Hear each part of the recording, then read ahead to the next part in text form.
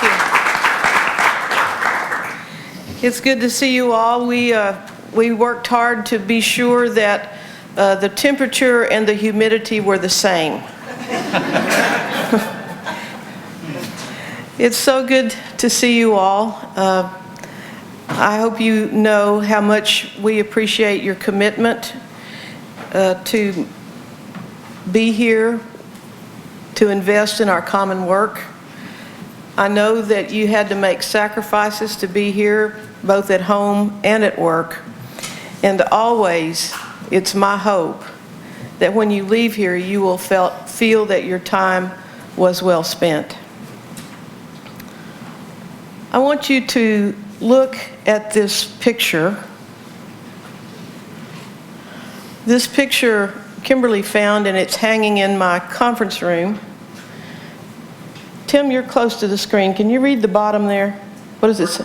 First meeting of the Board of Education in the new building, April 6th through 9th, 1953. This is you. How many years ago? 60-something years ago. The Board of Education. I want you to look closely at that picture. I'm very proud of that picture because in 1953, that was a diverse board. It included women and people of color. And I'm heartened because there are even short women in it.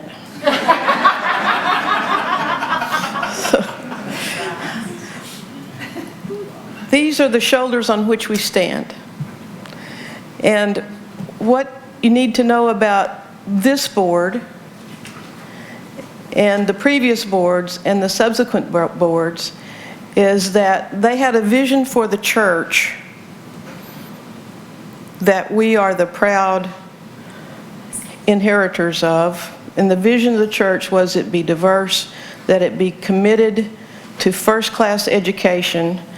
Donnie, who took a picture of the picture and blew this up for me, said this was no brownie camera they used to do this picture. This was professionally done. So committed to quality, committed to diversity, and committed to serve the Church of Jesus Christ through education. Wesley would say that education is a central aspect of salvation. And I think that is still true for us today. I keep that in my office because I like to look at it to be reminded of the power of our heritage. We are going to be looking at legislation and ideas this week that I believe place us squarely in this kind of tradition. Facing the challenges of the church, listening closely to the needs of the church, and then creatively bringing to bear the resources of the church toward those expressed needs and those challenges. So that's, I believe, what we're up to as we craft our legislation and as we consider some new avenues of work. You received last night, and I'm sure you all faithfully read the material that was sent to you as a consequence of being approved by the executive committee. There were several important pieces of legislation or considerations in those attachments that I'm sure you all read. I won't ask for a show of hands, but so I just wanted to use that picture as the frame for our work during this meeting. Our NASCM retreat was held last week in Williamsburg, where the humidity and the temperature matched. Our very able and competent Division of Higher Education staff, including Drs. Ken Yamada and Melanie Overton, ably assisted by Amanda Allen and Cammie Kinlaw, gave excellent leadership in proposing and expediting an Aspen Institute format for NASCM for the first time. And it was, I think, a bold experiment that I think went very well. I learned a lot, got a lot out of it, and I think the other participants did as well. And Dr. Beckley was there, Dr. Rector was there, and they can tell you more about it, but I thought it was excellent. Being there and getting to know our presidents better and on a deeper level was really, really good. So a question occurred to me while I was there that I'm going to pose to you. And I confess that I called Fred Day and he did the research for me. What is the oldest operating Methodist-related college in the United States? Anybody know? Want to guess?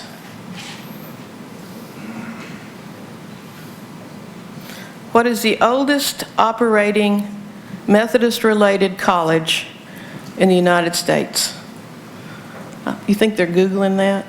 Yes. I think they are. Okay, here's what Fred said.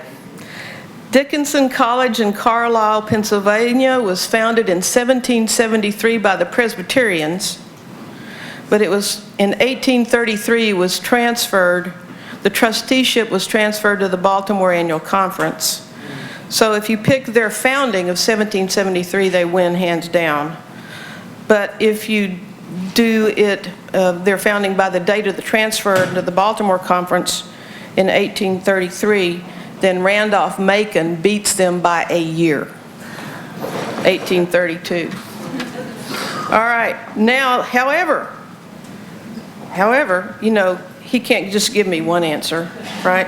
Allegheny College, Western PA is in the same boat with Dickinson. It was started by the Presbyterians in 1817 and transferred to the Pittsburgh Annual Conference in 1833.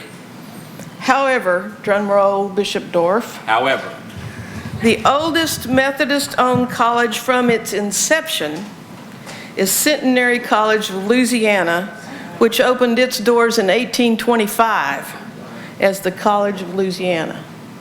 South Central, I thought, yeah. So, anyway.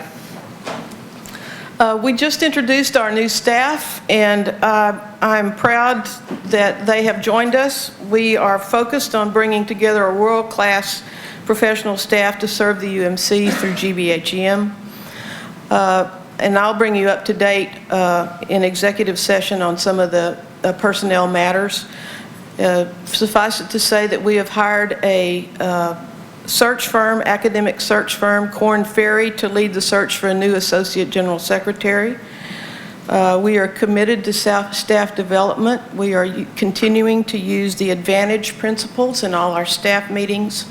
Many of our staff have completed the Dale Carnegie training. If you're on staff and you finished Dale Carnegie, raise your hand. Okay.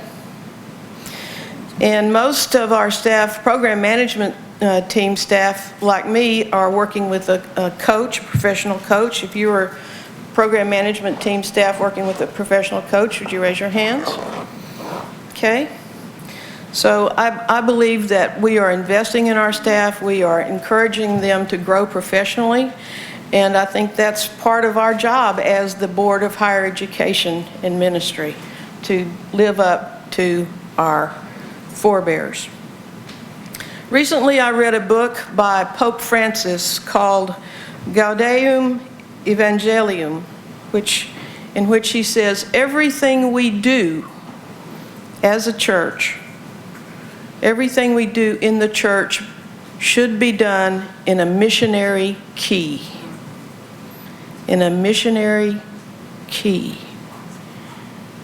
I think that captures how I see our work at GBHEM. Everything we do is in a missionary key. We listen carefully and closely to the church to hear what the church needs from us and how we can best serve the ministry of the United Methodist Church. I think that hearing the church and matching our resources to those expressed needs of the church is really the purpose of our general agencies. And here's something else that I continue to learn as I grow in this role, and that is that sometimes the needs of the church are expressed through challenges. The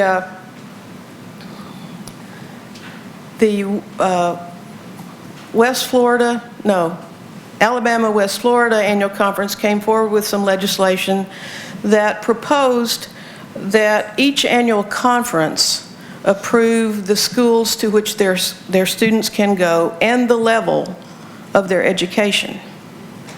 Now, as we tease out what's behind that, what is the need that challenge expresses?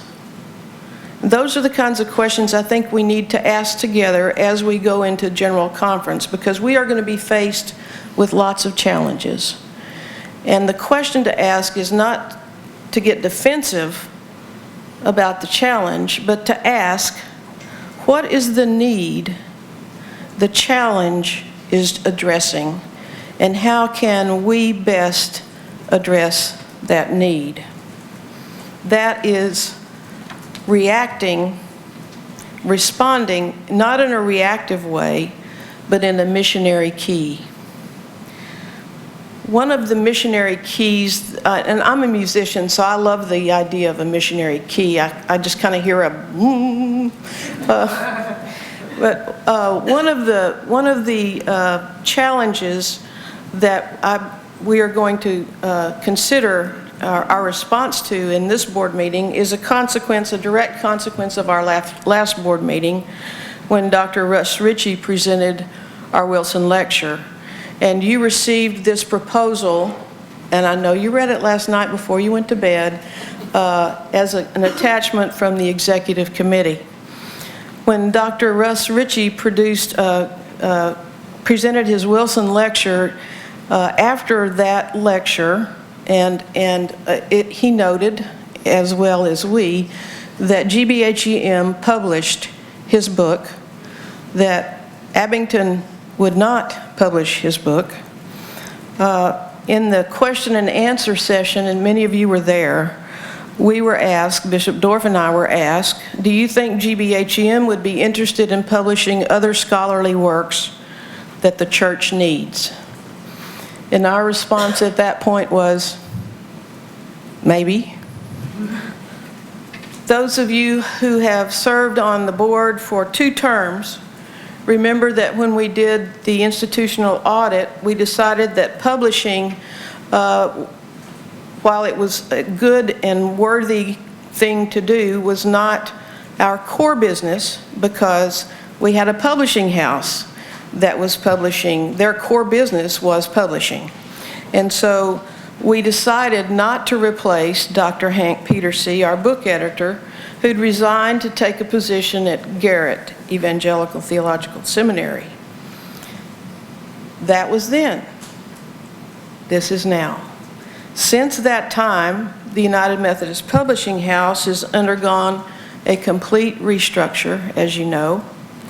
And in addition to selling off the Cokesbury stores, the United Methodist Publishing House has also ceased to publish scholarly books.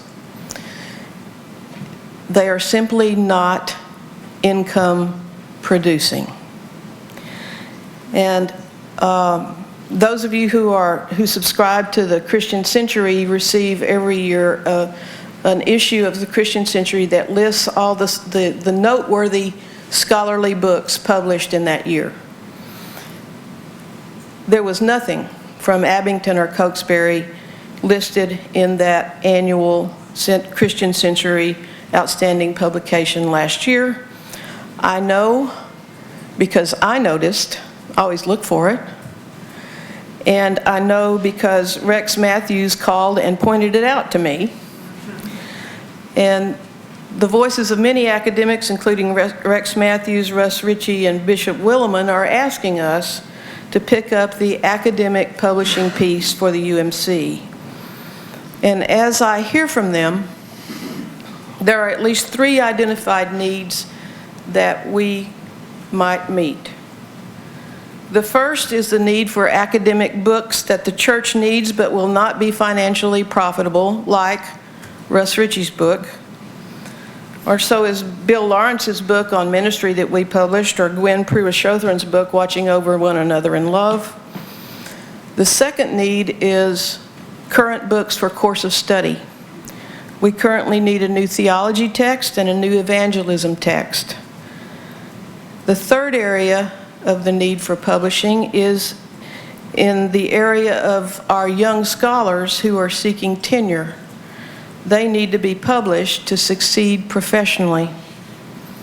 So the executive committee yesterday looked at the proposal and a business plan and decided to bring it to you for your consideration. It is in your Dropbox, isn't that right, Kimberly? So this is a question that we will consider and decide at this board meeting. And this is a big decision, and one that the executive committee and I think should be made by the full board, because I believe that it continues the work of our board in meeting the needs of the church and bringing resources to bear in theological education. The other need that I hear the church wants us to address is to take on the concern of the Alabama-West Florida Conference behind their legislation. And what they say is the need behind that legislation is that this petition would allow each annual conference to have more accessible theological education for its minority students. So how do we address that need, that described need? And our legislation committee met, and among the legislation that's coming before you is a proposal that is designed to address that need. You need to know that there's a similar legislation is coming from the Texas Annual Conference that says that the proposal would allow each annual conference to choose the seminary their students would attend, with or without University Senate approval.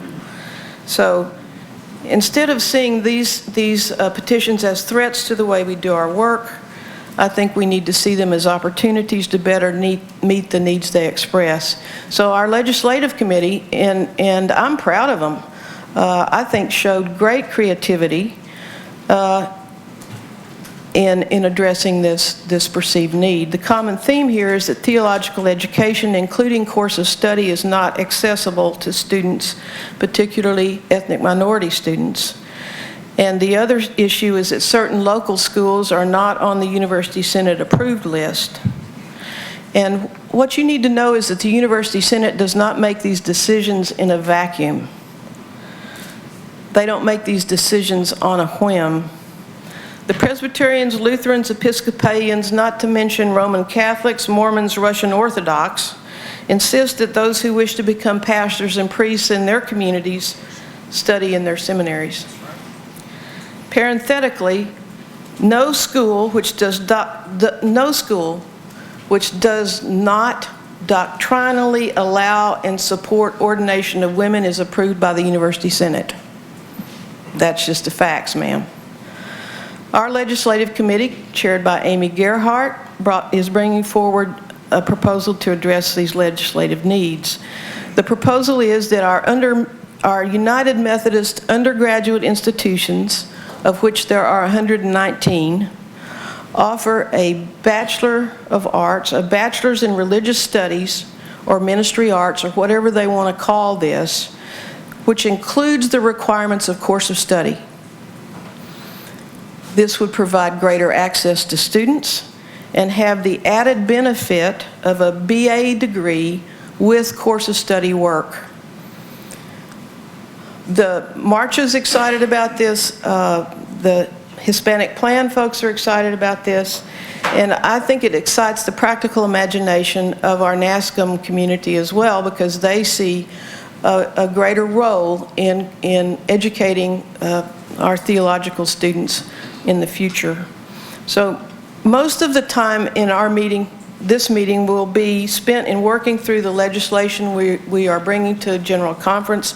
The publishing plan is not legislation, but this proposal to add course of study to our undergraduate institutions as a way of providing greater access to theological education is a legislation that you will consider.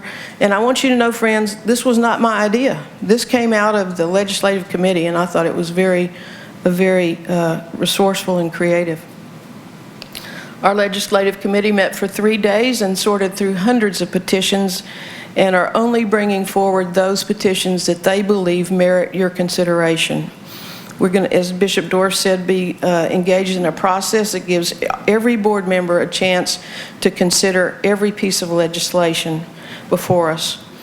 We will have one more board meeting before General Conference, February the 24th through the 26th, to review all the legislation that relates to our work. I love this job. I love this work. It's great to work with you together as we listen to the church and the voice of the Holy Spirit. So may we together seek and find the missionary key in the challenges before us. And with God's help, I'm confident that we can, like our forebears, meet the challenges of our present day with theological excellence, excitement, commitment, and practical imagination. Thank you.